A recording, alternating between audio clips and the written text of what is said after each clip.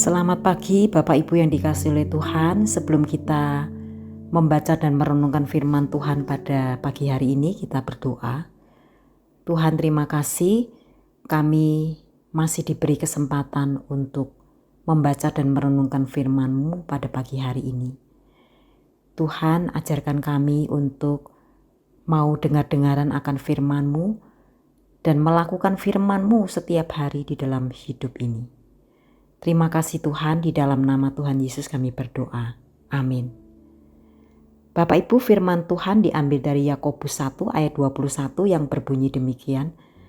Sebab itu buanglah segala sesuatu yang kotor dan kejahatan yang begitu banyak itu.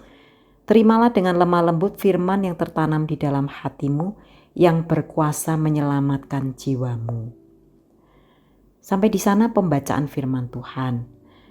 Bapak Ibu, apa persamaan antara suara Allah dan telepon seluler? Untuk keduanya kita harus berada di posisi yang benar agar bisa mendengarnya dengan jelas.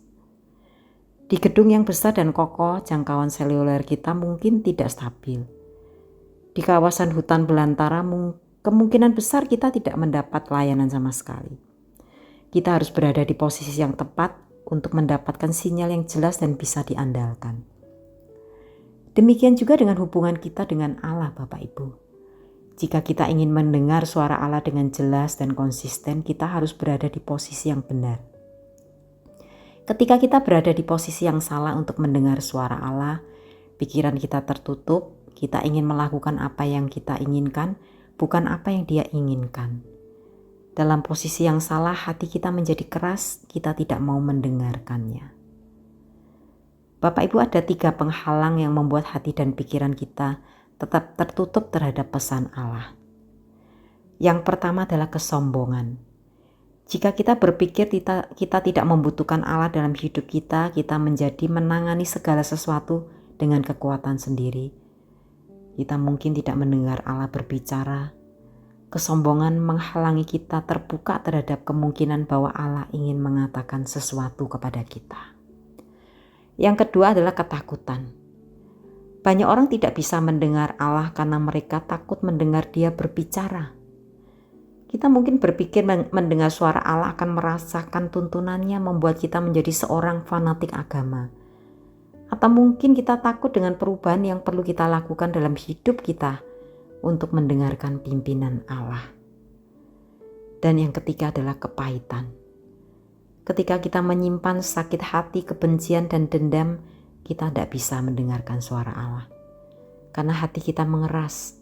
Hati yang keras menjadi dingin membuat kita bersikap defensif bahkan terhadap kasih Allah.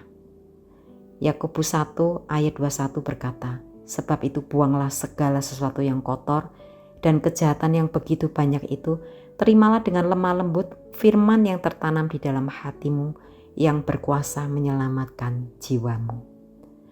Bapak Ibu, inilah saatnya membuang kepahitan, ketakutan, dan kesombongan yang menghalangi kita mendengar suara Allah dan menjalani tujuannya dalam hidup kita.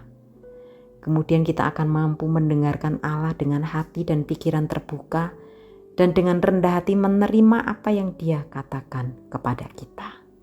Amin. Mari kita berdoa. Tuhan, tolong setiap kami, agar kami mau membuang segala kesombongan, ketakutan, dan kepahitan dalam hidup kami.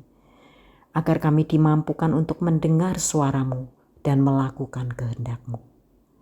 Terima kasih Tuhan, mampukan setiap kami untuk melakukan firman-Mu. Di dalam nama Tuhan Yesus kami berdoa dan mengucap syukur.